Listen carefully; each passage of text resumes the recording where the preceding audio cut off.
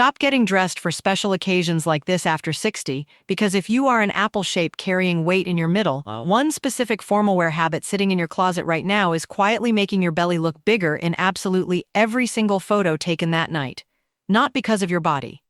Because of a handful of special occasion habits nobody ever taught you to question. In the next few minutes, I am going to show you 5 secrets that instantly change how your silhouette holds up at a wedding, a holiday party, or any event where a camera is guaranteed to come out, starting with pieces you probably already own. Think about the last formal event you attended and the photos that came out of it. You probably spent weeks deciding on the dress, the shoes, the jewelry, maybe even had your hair and makeup done specifically for the occasion. And yet when the photos finally arrived, weeks later, tagged by someone else, you likely found yourself scrolling past several of them a little too quickly, focusing on the one or two that felt safe, rather than examining why the rest felt disappointing. That gap between how carefully you prepared and how the evening actually photographed is almost never about effort. It is almost always about a handful of construction details nobody ever explained. Special occasions carry a very particular kind of pressure that everyday dressing simply does not. You know in advance there will be photographs, often dozens of them, taken by people you cannot control and posted somewhere you may never even see until months later. You know you will be standing for long stretches during cocktail hour, sitting through a long dinner, and possibly dancing, all in the same single outfit with no chance to change or adjust once the evening actually begins. Every single decision you make ahead of time either holds up under that pressure or quietly fails you at the exact moment it matters most. Ordinary daily clothing simply never gets tested this thoroughly. A blouse worn for a quick errand or an afternoon at home rarely needs to survive 4 consecutive hours of standing, sitting, dancing, and flash photography, all documented from multiple unpredictable angles by people you did not personally choose. Formal wear does, every single time, which is exactly why the small construction details we are about to cover matter so much more here than they might in an ordinary weekday outfit. I want you to know something right now before we go any further. It was never your body creating that heavier, wider look you sometimes catch in photos from a formal event. It was almost always a special occasion habit working against you, one repeated at wedding after wedding, holiday party after holiday party, simply because nobody ever sat down and explained what was actually happening. I am going to walk you through 5 special occasion secrets today, counting down from 5 to 1, the exact mistakes I see apple-shaped women over 60 make again and again, often with formal wear they specifically chose because it felt safe, elegant, or appropriately dressed up for the moment. Your body has never been the problem here. These are simple, learnable principles about structure and construction, the same practical knowledge a stylist relies on before every single formal event. And once you understand it, you will get dressed for special occasions completely differently for the rest of your life. I promise you this. The last secret on this list, the number 1 detail, is the one almost nobody has ever had explained to them properly, and it is the single biggest change you can make to how your entire outfit holds together for an entire evening, not just the first 5 minutes in front of your own bedroom mirror. It costs nothing extra to apply, and it works with formal wear you already own just as well as it works on anything new. Once you understand it, you will never get dressed for a formal event again without checking one specific relationship first. So stay with me all the way to the end, because I really do not want you to miss it. Let's start at the beginning. Number 5. Choosing a formal dress with heavy embellishment, sequins, beading, or dense applique concentrated specifically around the waist and belly area. Embellishment at the waist can feel like exactly the right amount of glamour for a special occasion, a natural place to add sparkle since it sits right at the center of the body. But dense beading and sequins do 2 things at once, and both of them work against you on an apple shape. They add genuine physical bulk and texture, since embellishment is never perfectly flat against the fabric, and they catch and reflect light constantly as you move, exactly the spotlighting effect we discussed with shiny fabric in an earlier video, except now concentrated specifically and permanently at your fullest point, rather than spread evenly across the whole garment. The fix is choosing formal wear where the embellishment sits higher on the body, around the neckline, the shoulders, or the upper bodice, with the fabric through your midsection and downward staying smooth, solid, and unembellished. This placement still gives you every bit of the sparkle and glamour a special occasion calls for. but it directs that sparkle upward toward your face, exactly where you want the eye to land and linger, rather than concentrating it at the one area you would rather not spotlight for an entire evening of photographs. If you already own a heavily beaded dress with embellishment at the waist, a solid, structured jacket or wrap worn over the beaded section for part of the evening, cocktail hour especially, can soften the effect considerably during the portion of the night with the most posed, static photography. It is worth thinking specifically about where flash photography is most likely to happen during a typical formal event. Cocktail hour and the initial arrival photos tend to involve the most posed, static shots, exactly the moments where a jacket or wrap can quietly cover a beaded waistline. Once dinner and dancing begin, photography tends to become more candid and less controlled, which means the choice to plan your coverage specifically around the early part of the evening protects you during the portion most likely to produce the formal photos that actually get printed, framed, or shared widely afterward. But the very next mistake flips something almost every woman assumes about the single most formal, most slimming length available for a special occasion, so stay with me for this one. Number 4. Assuming that a floor-length gown is automatically more slimming and more appropriately formal than a shorter cocktail or tea-length dress, simply because it covers more of your body. This belief feels intuitive, since more fabric and more coverage sounds like it should mean more forgiveness, and floor length has carried an association with formality and elegance for generations. But a floor-length gown with no real waist definition, no structure, and no shaping anywhere along its length becomes exactly the shapeless tent effect we have discussed throughout this entire series, just considerably longer and more prominent than it would be on a shorter piece. All that extra fabric has to hang from somewhere, and on an apple shape, an unstructured floor-length gown often ends up reading as one long, undefined column with absolutely nothing indicating where your actual waist or shape exists underneath it. The fix is understanding that structure matters considerably more than length when it comes to which formal option actually flatters you. A well-constructed knee-length or tea-length dress with real waist definition, a fitted bodice, and a bit of movement through the skirt will almost always create a more elegant, more slimming silhouette than an unstructured floor-length gown with none of those same details. If you love the drama and formality of floor length specifically, look for a gown with a defined waist seam, the same empire or fitted principles we have discussed with dresses in an earlier video, rather than assuming length alone is doing any flattering work on its own. Length creates formality. Structure creates the actual silhouette. The two are not the same thing, and confusing one for the other is exactly how so many elegant, expensive gowns end up disappointing the women wearing them. This distinction becomes especially clear once you compare two gowns side by side on an actual hanger rather than judging length alone from across a store.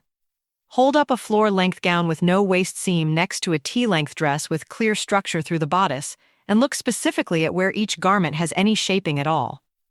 The floor-length piece may have considerably more fabric overall, but if that fabric hangs in one continuous, unshaped column from shoulder to hem, it is doing far less actual design work than the shorter dress standing right next to it, regardless of which one looks more formal at first glance. Number 3. Wearing shapewear that compresses at the wrong point on your torso, cutting off either too high, right under the bust, or too low, right at the exact widest point of your belly, rather than extending smoothly past your fullest area in either direction. Shapewear can feel like an essential piece of special occasion preparation, and there is nothing wrong with wanting some additional smoothing for a big event. But shapewear that ends abruptly at precisely your fullest point creates a very specific and very visible problem, sometimes called the double bulge effect. The compressed area underneath looks smooth, but all of the tissue being compressed has to go somewhere, and it often gets pushed to gather right at the exact edge where the shapewear stops, creating a new, more concentrated bulge exactly at that line, frequently more visible under a fitted formal dress than if you had worn no shapewear at all. The fix is choosing shapewear with a longer line that extends well past your fullest point in both directions, rather than a shorter piece that ends abruptly right where you need the most support.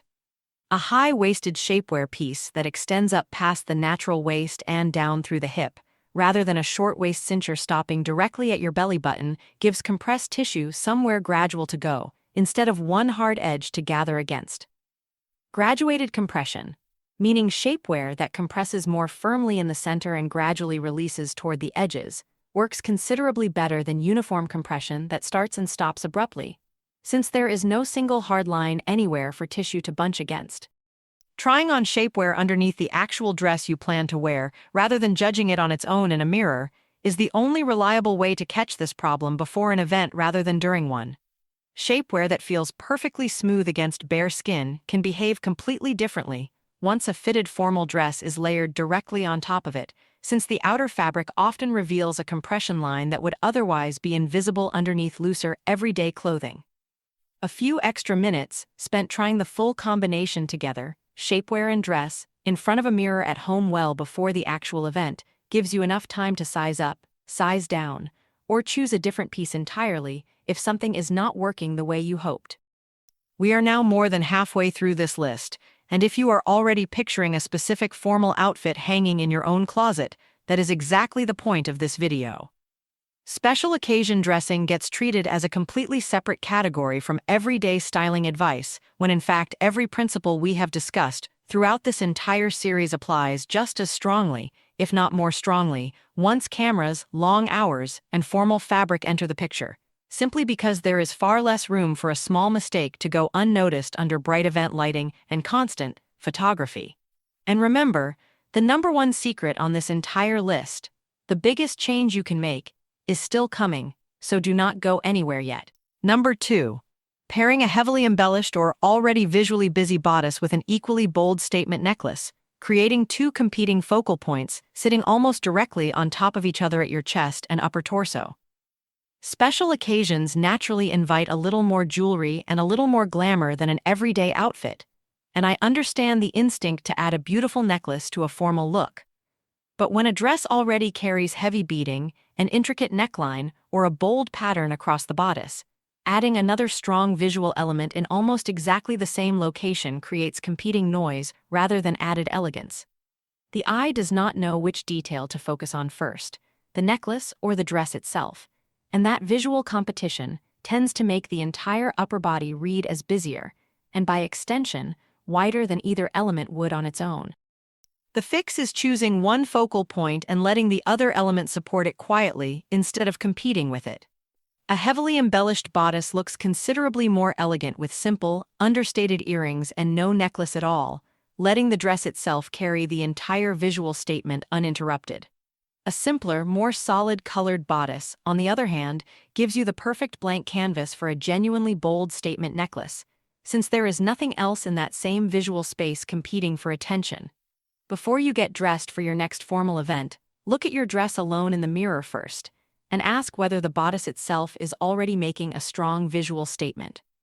If it is, your jewelry job that night is to support quietly, not to add a second competing headline.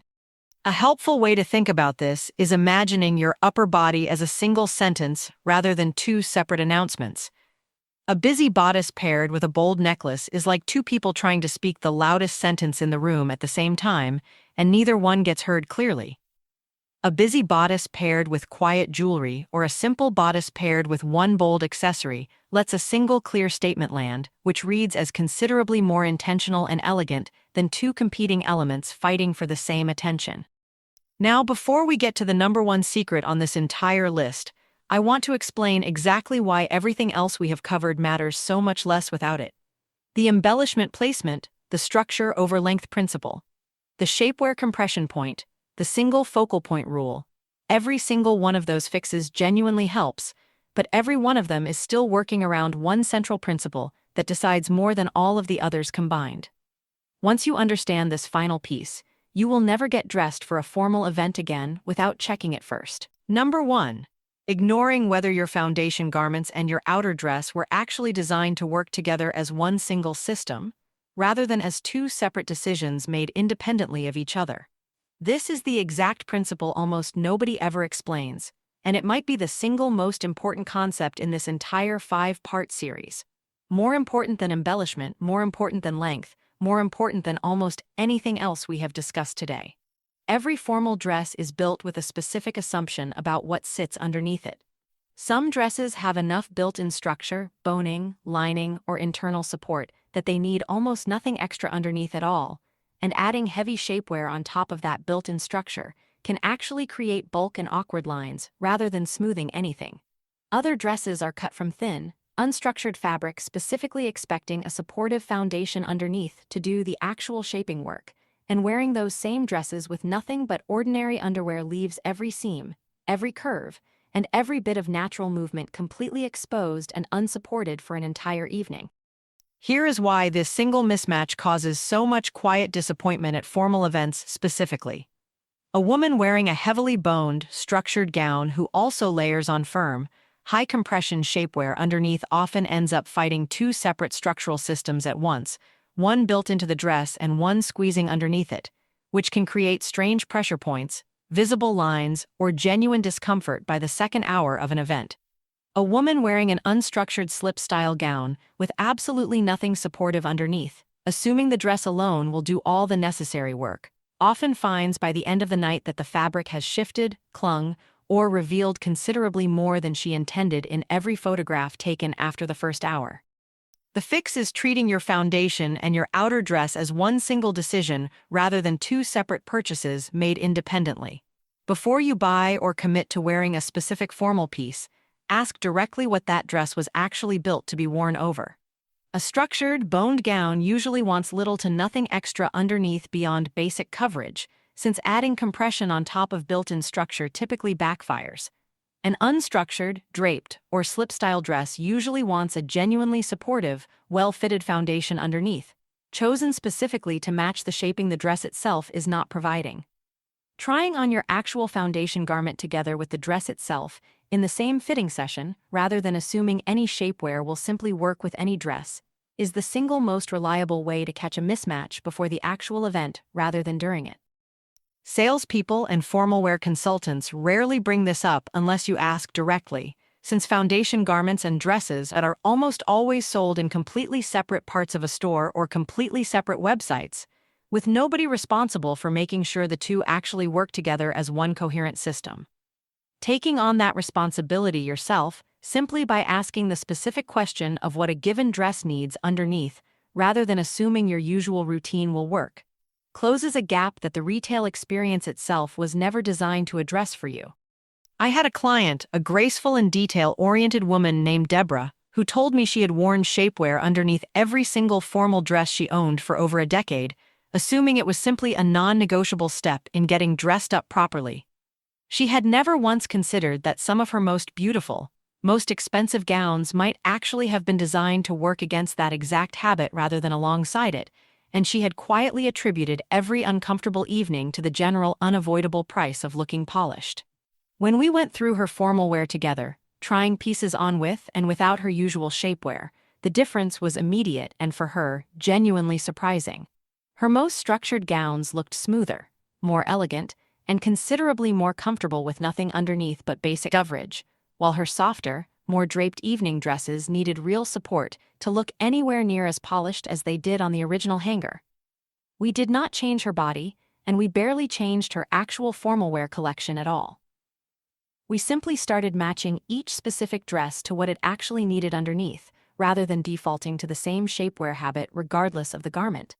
She told me after her next big event that it was the first formal night in years she genuinely forgot she was wearing anything restrictive at all, simply because, for the first time, she was not wearing anything her dress had never actually needed from her in the first place.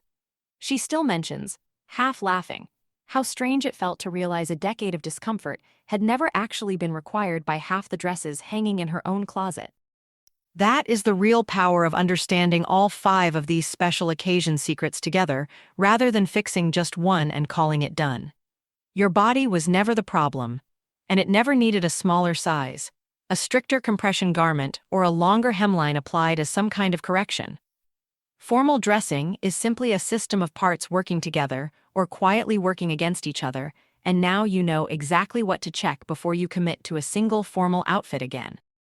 None of this requires an entirely new formal wear collection, a dramatic budget, or waiting for some future version of your body before you allow yourself to feel elegant at a special occasion. It requires checking where embellishment actually sits on a dress, remembering that structure matters more than length, choosing shapewear that extends well past your fullest point rather than cutting off right at it, picking one focal point between your dress and your jewelry, And above all, trying your foundation and your outer dress on together before the actual event arrives.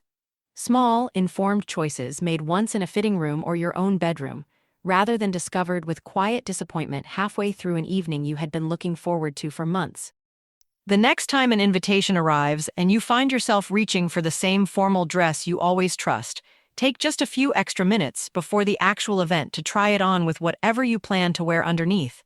Move around in it the way you actually will that evening, standing, sitting, reaching for a glass, laughing with your head tilted back. Those few minutes of honest preparation, done once, well before anyone else is watching, will do more for how you feel and how you photograph that night than any last-minute adjustment ever could once you are already standing in the receiving line. If any part of this felt like it was speaking directly to a formal dress hanging in your own closet right now, I would love to know which secret surprised you the most. Was it the embellishment placement, the floor-length myth, or that final detail about matching your foundation to your dress? Tell me in the comments below, because your story might be exactly what helps another woman finally understand that it was never her body working against her at a special occasion, just a system of small details she never had the chance to learn about until now.